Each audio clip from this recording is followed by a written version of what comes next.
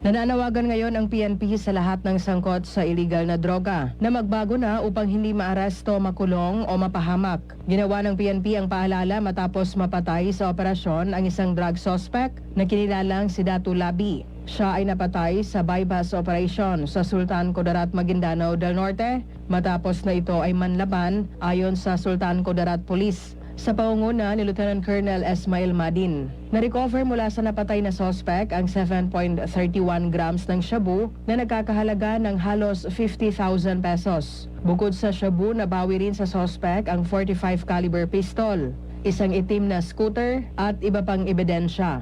Ayon sa ulat, binaril ng suspect ang pulis na nagpanggap na buyer. Nakaligtas ang pulis nang tumakbo at magtago ito. Agad namang rumispondi ang backup team at nabaril ang suspect. Dinala pa sa ospital si Datu Labi ngunit idiniklara itong dead on arrival. Rufa Mocalid, NDBC, Bida Balita.